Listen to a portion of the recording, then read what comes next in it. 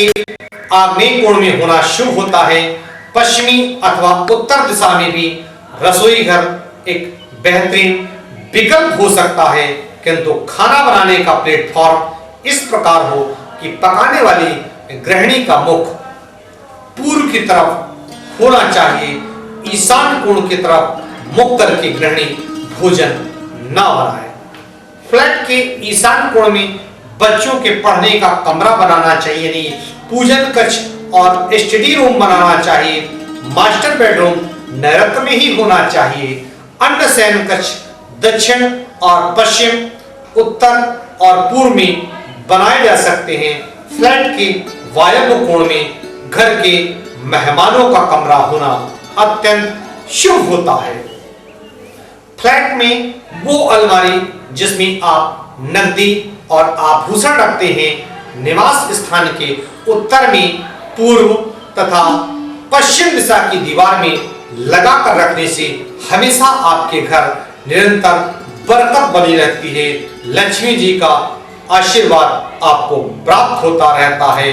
अलमारी का मुख उत्तर तथा पूर्व की ओर होना चाहिए। उसमें आप नकदी और आभूषण रखेंगे तो निश्चित रूप से ही बढ़ोतरी होगी। फ्लैट के प्रवेश द्वार का पर मांगलिक प्रतीकों का प्रदर्शन आपको करना चाहिए, जैसे स्वास्तिक, ओम, शुभ लाभ, रिद्धि सिद्धि इत्यादि होने चाहिए। बुरी नजर से बचने के लिए प्रवेश द्वार के ऊपर घोड़े की नाल भी लगा सकते हैं। प्रवेश द्वार पर फूलों का गुलदस्ता सजा सकते हैं। वेड चाइम भी लगाना शुभ होता है। फ्लैट में कहीं पर भी फोटो लगाएं, वो जोड़े का हो, अकेले नहीं होना चाहिए। पशु पक्षियों के उदासी भरे रोते हुए बच्चों के, डूबते हुए जहाज, डूबते हुए सूरज अथवा ठहरे हुए पानी की तस्वीरें, पेंटिंग्स, मूर्तियां नहीं लगानी चाहिए। यदि किसी फ्लैट का कोई परिवार बहुत दुखी अथवा परेशान होकर के छोड़ गया हो तो वो फ्लैट ना तो आपको खरीदना चाहिए, ना ही आपको वो किराए पर लेना चाहिए, क्योंकि निश्चित रूप से उस पर कोई ना कोई वास्तु दोष रहा होगा। वो फ्लैट वास्तु दोषों के कारण अवश्य प्रभावित होगा। बेहतर होगा आप वास्तुशास्त्र के नियमों को अपनाकर, वास्तुशास्त्र के नियमों को दिखवा करके ही फ्लैट का चयन करें, तो आपके परिवार के लिए, आपको आने वाले संतान यानी वंश वृद्धि के लिए अत्यंत ही फायदेमंद रहेगा। निश्चित रूप से आशा नहीं ही बल्कि हम आपको विश्वास दिलाते हैं, निश्चित रूप से आपका नया सपनों का घर निश्चित रूप से वास्तवसम्मत होगा, तो निश्चित रूप से आप तरक्की करेंगे। मैं कानपुर से पंडित। दुआओं का असर होता है। विश्व के आध्यात्मिक गुरु भारत में तो लोगों को, खासकर आस्तिकों को, इस बात में कोई संदेह नहीं रहा कि ईश्वर से की गई प्रार्थना कभी भी बेअसर नहीं होती है। भारत के अलावा अब यूरोप और अमेरिका में भी इस नजर और दुआ के असर पर विश्वास कर लिया गया है। बिंदुओं का असर होता है, किंतु साइंस की शोध के बाद भारत में तो कई मंदिरों, गिरजाघरों, गुरुद्वारों आदि में मन्नतें पूरे करने वाला दुआओं का स्थान माना जाता है। तो भारत के राजस्थान के मेहंदीपुर, बालाजी जैसे स्थानों पर भी मरीजों को इस विश्वास के साथ ले जाया जाता है कि वे बिल्कुल स्वस्थ होकर के ही वहां से लौटेंगे। कहीं ना कहीं अधिकतर मामलों में सकारात्मक परिणाम देखने को मिलते हैं। इससे यह विश्वास और भी दृढ़ हो जाता है कि लोग स्वस्थ होकर के ही लौटते हैं। लेकिन तथाकथित कुछ आधुनिक और वैज्ञानिक दृष्टि उन्नत देशों में इसे अंधविश्वास के नाम से जाना जाता है, किंतु ऐसा कुछ भी नहीं है। अब ऐसा नहीं है। शोध से ये बात साबित हो गई है कि मरीज दुआओं से स्वस्थ होते हैं, नियमित प्रार्थना करने वालों को रोग होने की आशंका कम होती है। हृदय रोगियों और रक्तचाप के मरीजों के पर प्रार्थना का असर अत्यधिक शीघ्र ही होता है। भारत के बाहर अमेरिका के एरिज़ोना विश्वविद्यालय मेडिकल सेंटर में कुछ मरीजों को स्वस्थ करने के लिए ईश्वर से प्रार्थना की गई और कुछ रोगियों को सिर्फ चिकित्सा के भरोसे पे ही रखा गया और परिणाम ये हुआ कि दुआ और दवा से ज्यादा असरदार साबित हुई। यानी जिन लोगों के लिए दुआ मांगी गई थी वे शीघ्र ही स्वस्थ होकर के घर लौट आए, जबकि केवल दवा पर निर्भर लोग, साइंस पर निर्भर लोग, उन्हें स्वास्थ्य लाभ मिलने में काफी समय लगा। इसी तरह ड्यूक विश्वविद्यालय में हुई शोध का परिणाम यह निकला कि जो लोग नियमित प्रार्थना करते हैं उन्हें रक्तचाप की बीमारी कम होने की संभावना होती है, और यह अगर गलती से बीमारी है भी तो इस प्रार्थना से, दुआ से व्यक्ति शीघ्र ही स्वस्थ हो जाता है। कुल मिलाकर के आपके शरीर पर दुआओं का असर होता है। राम राम, मैं कानपुर से पंडित दीपक पांडे। आज मैं आपको बता रहा हूँ, इस दिवाली धनतेरस के दिन खुशहाली लाए बर्तन और आभूषण के साथ। धन त्रयोदशी केवल आयुष ही प्रदान नहीं करती बल्कि धन वृद्धि कारक भी है। इसलिए धन त्रयोदशी को धनागम के उपाय भी किए जाते हैं। अनुसृत वेदों में, पुराणों में ये वर्णन है कि धन त्रयोदशी के दिन आभूषण अथवा चांदी के बर्तन आदि अवश्य खरीदना चाहिए।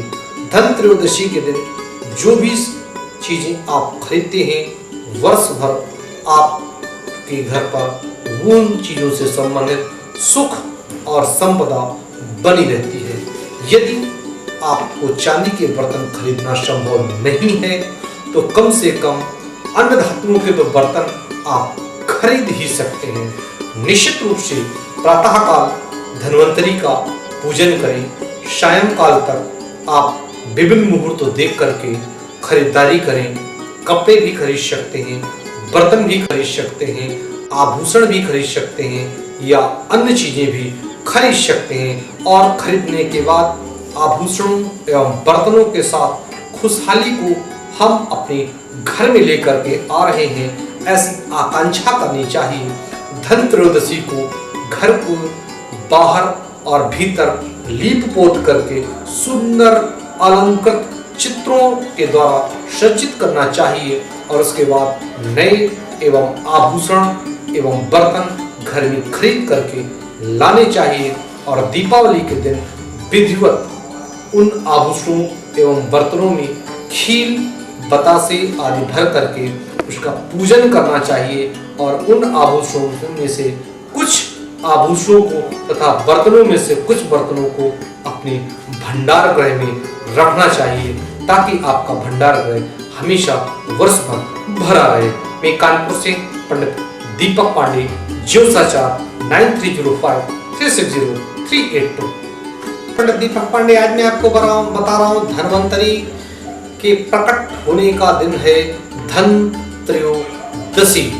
भगवान धन्वंतरी का प्रकट समुद्र मंथन के दौरान कार्तिक मास के कृष्ण पक्ष की त्रयोदशी के दिन समुद्र में यानी क्षीर सागर के मंथन से हुआ था।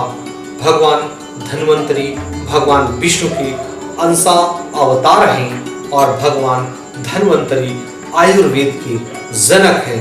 आयुर्वेद के रोगों के वो जनक हैं और जैसा ही उनका प्रकाट समुद्र से हुआ, उन्होंने सर्वप्रथम भगवान विष्णु के दर्शन किए और भगवान विष्णु ने उन्हें जल से उत्पन्न होने के कारण अब यानी जल से जन्म लेने वाले भगवान धन्वंतरी इंद्र के परामर्श के अनुसार अमरावती में देवताओं के चिकित्सक बन करके रहे और अगले जन्म में धन्वंतरी काशीराज के दिवोदेश धन्वंतरी हुए और उन्होंने धन्वंतरी संहिता का निर्माण किया और धन्वंतरी नामक ग्रंथ को भी लिखा। और कहीं ना कहीं आचार्य धन्वंतरी ने विश्वामित्र के पुत्र सुश्रुत तथा औषधेन व्याकरण औषध कार्वी इत्यादि 100 शिष्यों को कल्याणकारक आयुर्वेद की शिक्षा प्रदान की।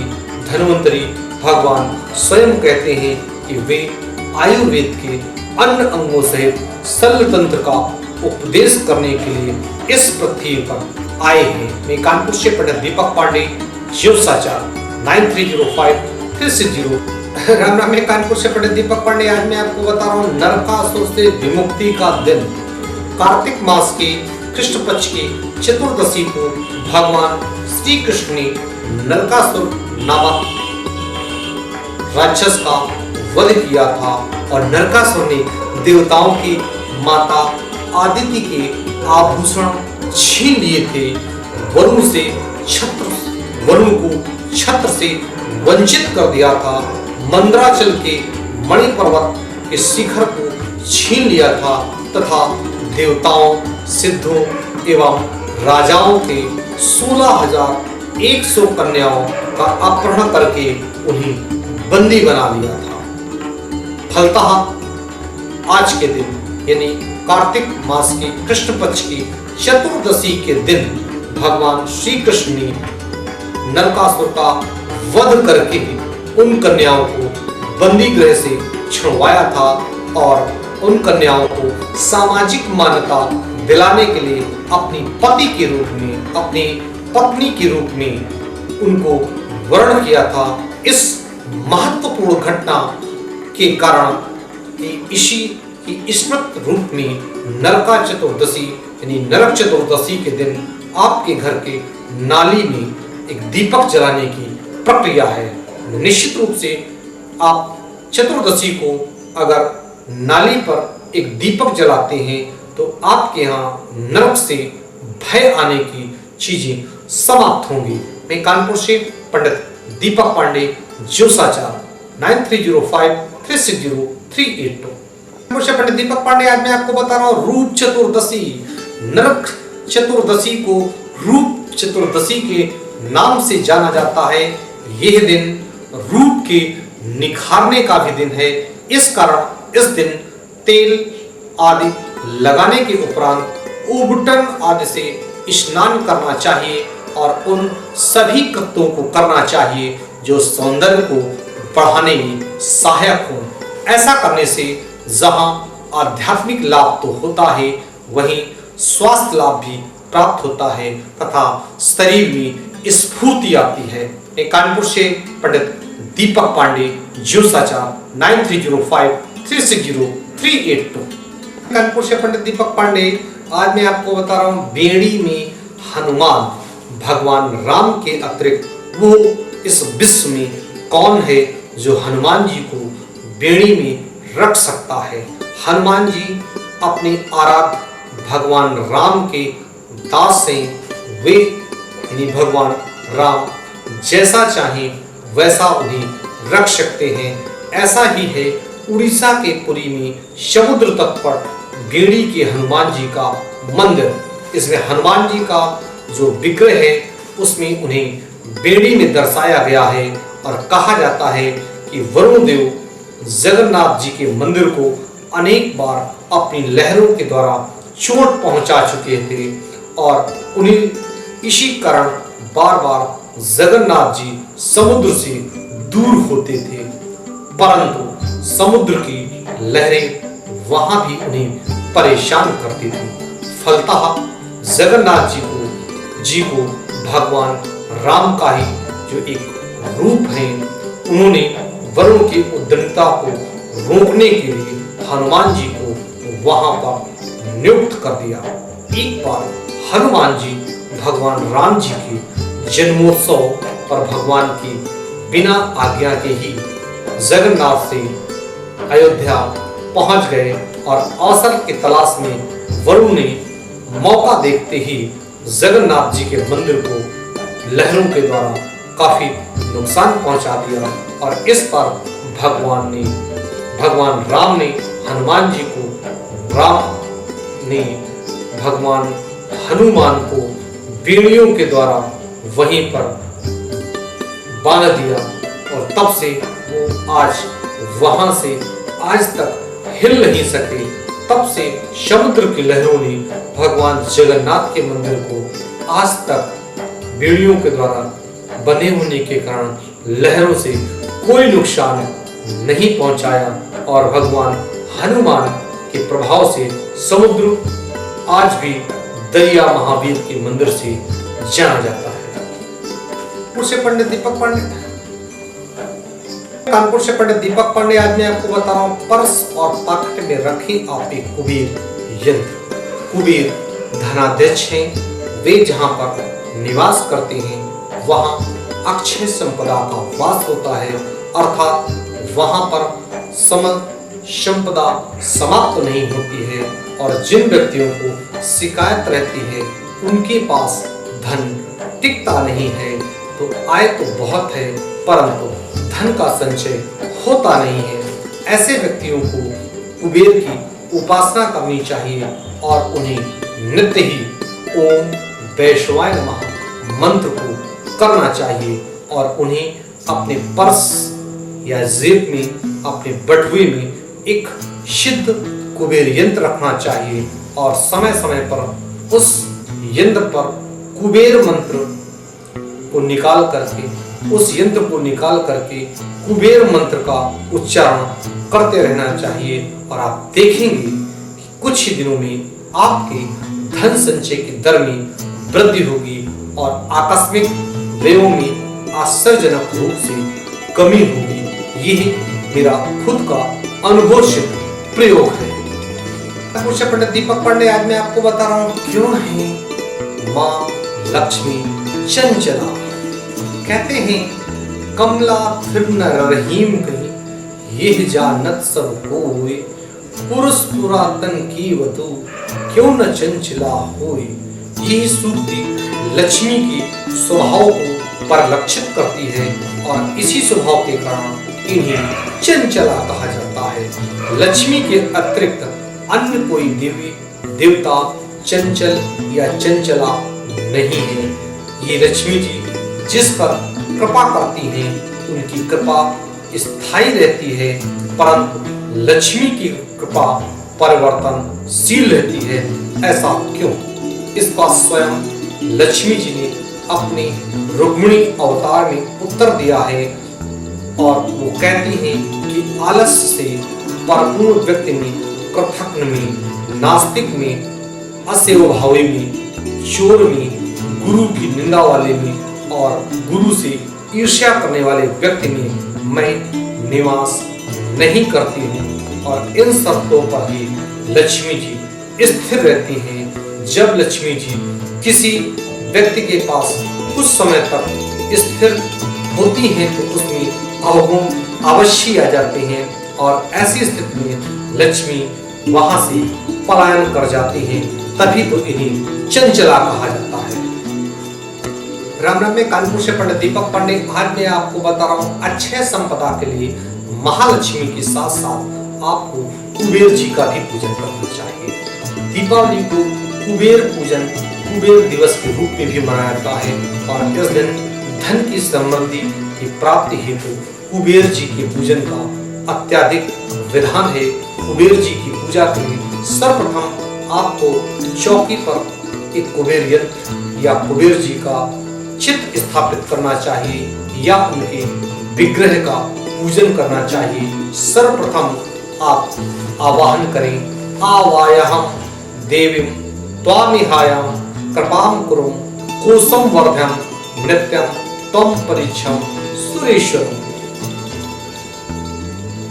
अब हाथ जोड़ करके उनका आवाहन करें, हाथ में अक्षत लें और कुबेर यंत्र चित्र या विग्रह के समक्ष चढ़ा दें और तत्पश्चात कुबेर जी को जल की 3 छींटे दें और बोले पाद्यम आर्ध्यम आचमनीयम स्नानम समर्पयम। कुबेर यंत्र या विग्रह पर जल के छींटे थे। पंचामृतम स्नानम समर्पयम।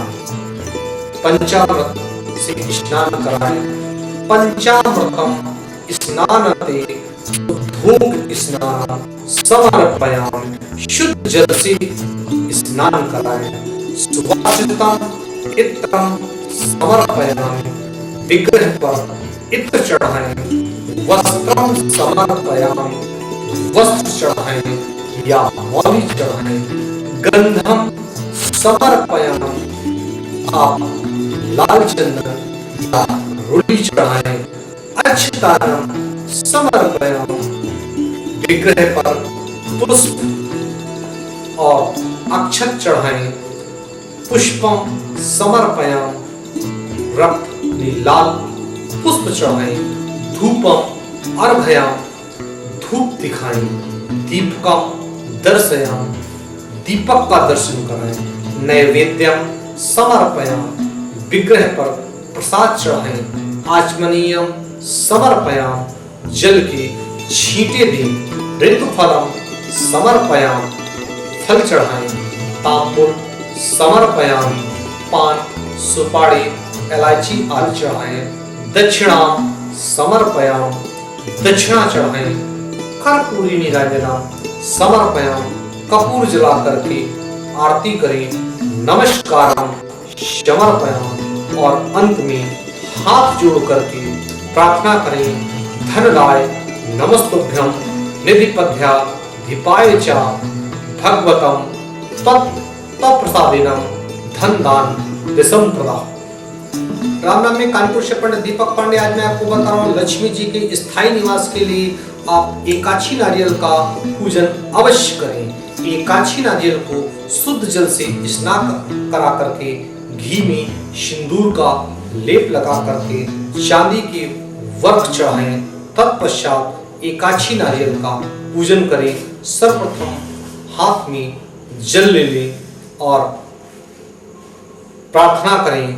तत्पश्चात आप जल पर 3 छींटे दें।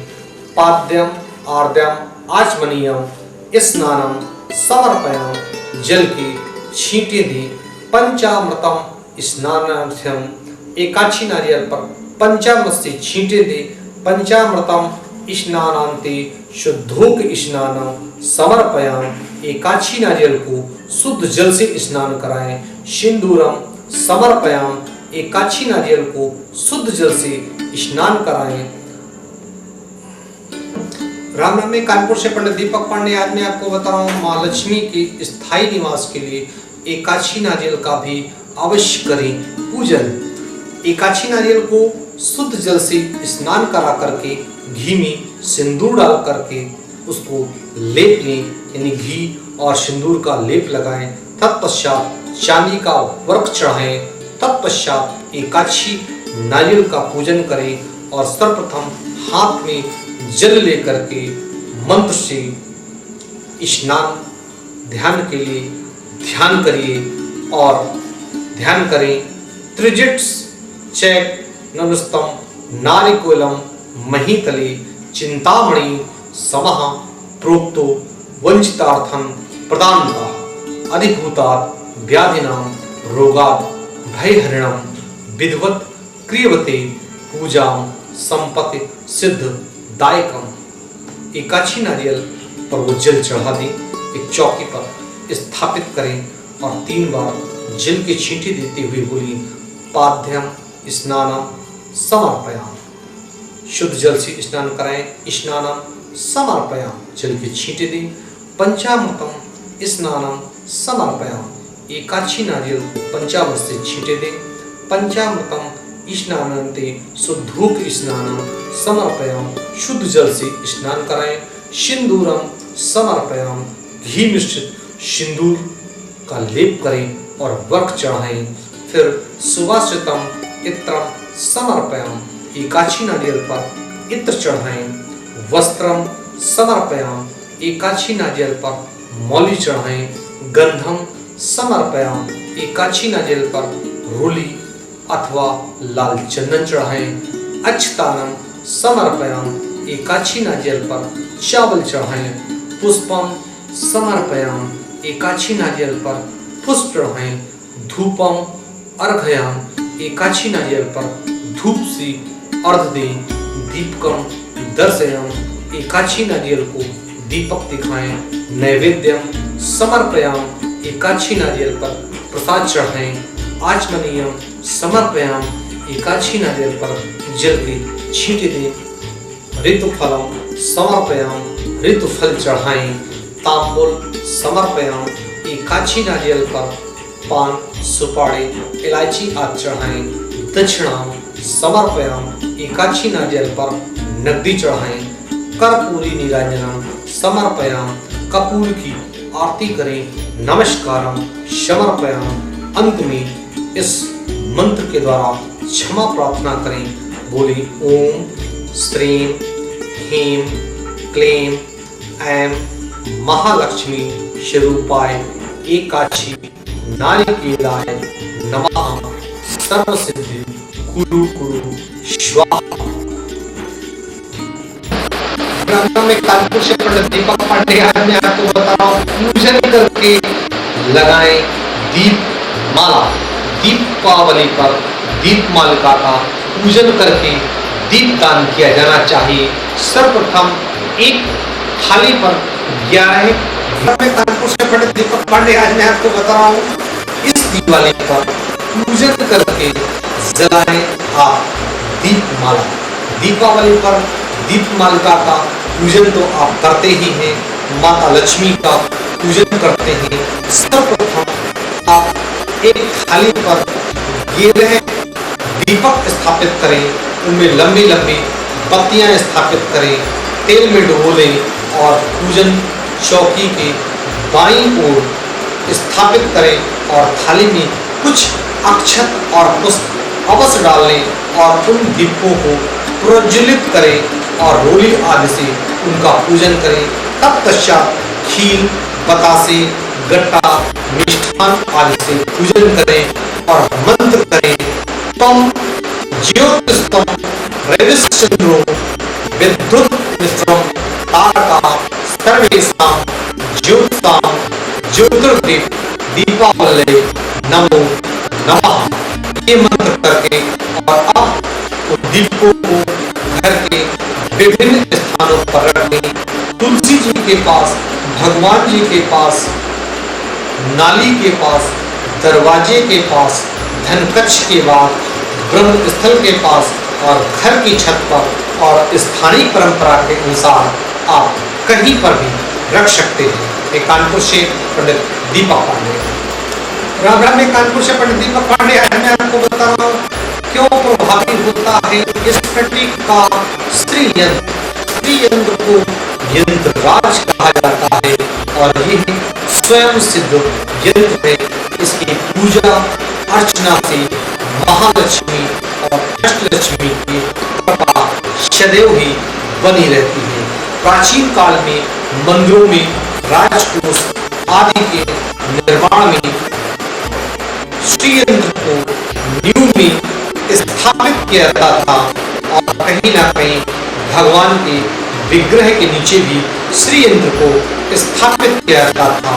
शिखरों और मंदिरों में भी श्री यंत्र के आकार को बनाया जाता था और कहीं ना कहीं ऐसे मंदिरों में भारत में कई विद्यमान मंदिर हैं जैसे कि तिरुपति बालाजी का मंदिर और कहीं ना कहीं कामाख्या मंदिर आदि अग्रणी।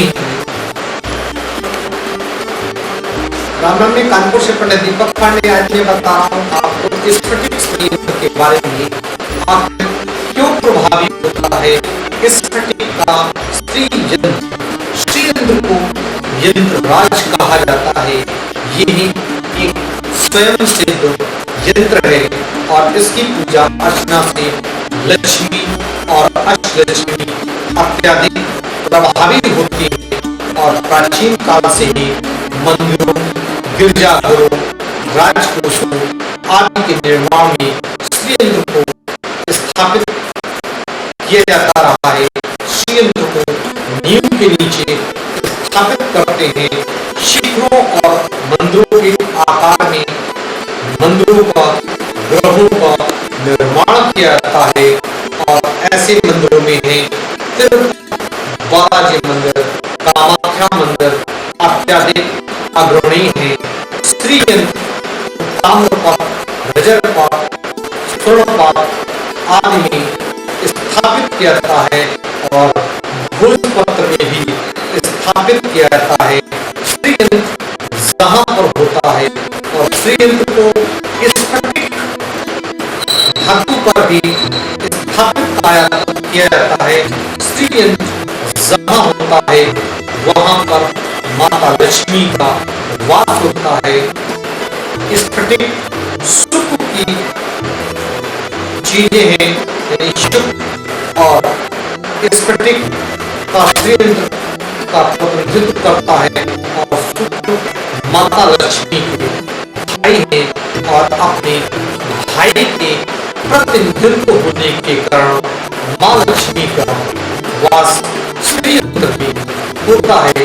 इसलिए ये मां लक्ष्मी के मातुल के यहाँ आई है, इसलिए श्रीयंत्र को स्थापित किया जाता है। रामनाम में कानपुर से पंडित दीपक पांडे आए, मैं आपको बता रहा हूँ मां लक्ष्मी जगाकर के पूजन करें, निश्चित रूप से आपके पास लक्ष्मी जी टिकेंगी, रुकेंगी। पद्म पुराण के अनुसार भगवान की जागने से पहले स्त्रियों को के द्वारा लक्ष्मी जी को जगाया जाना चाहिए, जो कि प्रबोध काल होता है, यानी कि ब्रह्म मुहूर्त में लक्ष्मी जी को जगा करके उनका पूजन करना चाहिए।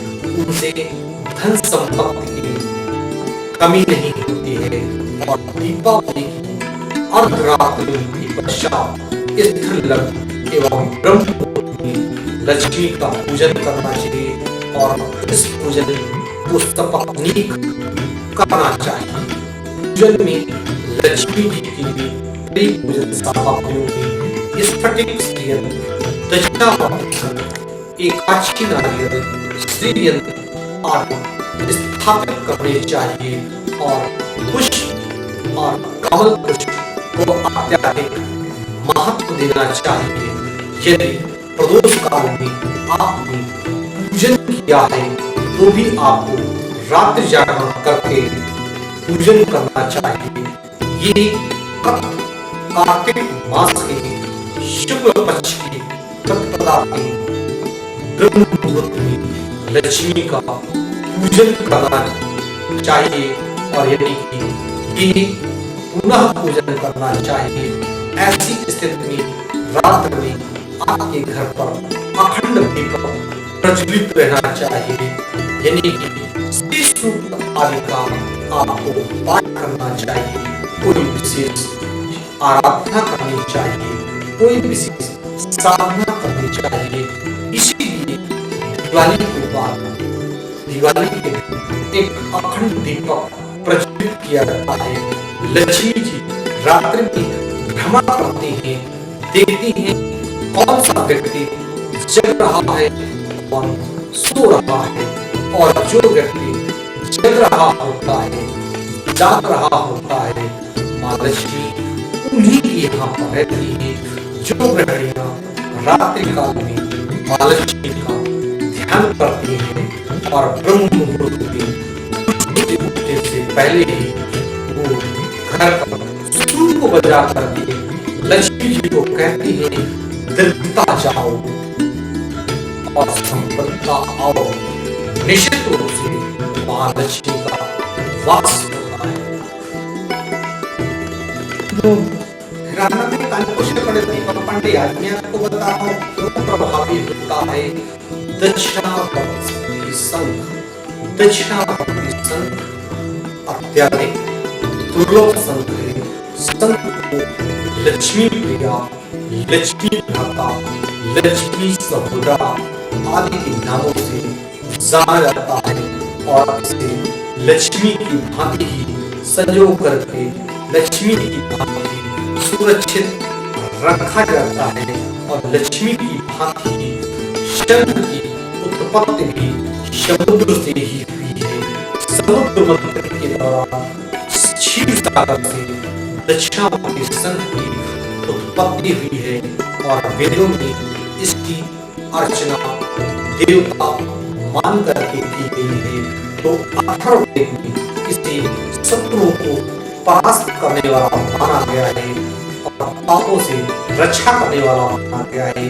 राक्षसों और पिशाचों से वशीभूत करने वाला माना गया है। आरोग्य एवं आयु प्रदान करने वाला कहा जाता है और इस दक्षिणावर्ती शंख को सभी तीर्थों का निवास माना जाता है। इसमें लक्ष्मी जी का भी निवास होता है और स्वयं लक्ष्मी जी का कहना है कि जिस घर में शंख स्थापित होता है वहां में अवश्य ही निवास करती हूँ। पुरुतश संहिता में तो यहाँ तक लिखा हुआ है कि लक्ष्मी जी को प्राप्त करना है, प्रसन्न करना है तथा उन्हें स्थायी रूप में अपने घर पर निवास देना है। तो एकमात्र दक्षिणावर्ती शंख ही एक ऐसा उपाय है कि जिसके प्रयोग से जिसको आप अपने घर पर रख करके दरिद्रता, रोग आदि आप मिटा सकते हैं। पंडित दीपक पांडे आज मैं आपको बता रहा हूँ खाते, मशीन आदि का पूजन इस दीपावली पर अवश्य करें। दीपावली के दिन अपने व्यवसायिक स्थल आप पूजन तो करते ही हैं, कहीं यहाँ पर आप लक्ष्मी गणेश की तो पूजा करते ही हैं, साथ साथ ही वही खाते, तुला, व्यवसाय में प्रयुक्त होने वाली मशीन, कंप्यूटर आदि का भी पूजन किया जाना आवश्यक होता है। व्यवसायिक प्रतिष्ठान अथवा ऑफिस में दीपमाला भी प्रज्वलित करनी चाहिए। यदि आप नौकरी में हैं वो भी दीपावली या उससे पूर्व के कार्य दिवस पर आप अपने केबिन अथवा टेबल, मशीन, कंप्यूटर आदि का पूजन अवश्य करें, क्योंकि वो आपकी रुचि है, वहीं से आपको रोटी मिलती है।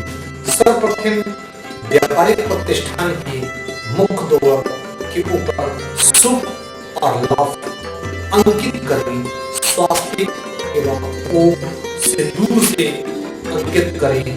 तत्पश्चात शुभ चिन्हों को रोटी, पुष्प, अक्षर आदि से पूजन करना चाहिए और मंत्र देहली का भी पूजन करना चाहिए। बोलना चाहिए ओम देहली विनायकम नमः करते हुए पूजन करना चाहिए। और अब क्रमशः दवा और दही खाते का पूजन करें। सर्वप्रथम लेखनी का पूजन करें। दीपावली के दिन नवीन लेखनी अथवा पेन को शुद्ध जल से धोकर के उस पर मौली बांधे, लक्ष्मी जी का पूजन करें और कुछ अक्षत और पुष्प चढ़ा करके रोली से उस पेन और कलम पर लिखें ओम लेख निष्ठे देवे नमः। निश्चित रूप से वो पेन आपको शून्य से लेकर के करोड़ों रुपए तक का व्यापार कराएगा। और पेन अथवा लेखनी में जो स्थित स्याही माँ काली का रूप होती है, अतः माँ काली का भी ध्यान अवश्य करना चाहिए और दही खाते का भी पूजन करना चाहिए। दीपावली के दिन व्यापारिक वर्ग नवीन दही खाते अथवा लेजर आदि का शुभारंभ करते हैं। नए दही खाते लेकर के उन्हें शुद्ध जल से आचमन करा करके शुद्ध कर लें। तत्पश्चात लाल वस्त्र बिछा करके उस पर अक्षत एवं पुष्प डाल करके स्थापित करें और प्रथम प्रश्न पर स्वास्तिक का चिन्ह बही खाती का पूजन करते हुए पुष्प आदि से उस पर लिखना चाहिए, ओम श्री सरस्वती नमः। तुला का भी पूजन करें। कोई भी व्यापार करें बिना तुला के नहीं चलता है और सर्वप्रथम आपको तुला को शुद्ध करना चाहिए। तत्पश्चात उस पर रोटी से स्वास्तिक का चिन्ह बनाना चाहिए और तुला पर मौली भी बांधनी चाहिए और एक पीली कौड़ी भी बांधनी चाहिए और मंत्र लिखना चाहिए। तुला पर ओम तुलाधिष्ठाय देवताभ्यो नमः ये मंत्र करनी चाहिए और रोली और पुष्प आदि के द्वारा पूजन करें। उसी दिन उसी समय मशीन कंप्यूटर आदि का भी पूजन करना चाहिए। सर्वप्रथम मशीन कंप्यूटर आदि में उस स्थान पर जल के छींटे दें जहां जल से आपकी मशीन कंप्यूटर को खतरा न हो। तत्पश्चात उस पर रोली अथवा सिंदूर से स्वास्तिक बनाएं। अक्षत और पुष्प के द्वारा पूजन करें। संभव हो तो एक पीली कौड़ी भी बांधें और उस मशीनों पर भी यही करना चाहिए। तत्पश्चात सबको पुष्प और धूप दिखानी चाहिए। कंप्यूटर के लिए आपको बोलना चाहिए, ओम गणाधिष्ठ देवताभ्यो नमः और मशीन के लिए बोलना चाहिए, ओम कलयंतिष्ठाभ्यो देवताभ्यो नमः।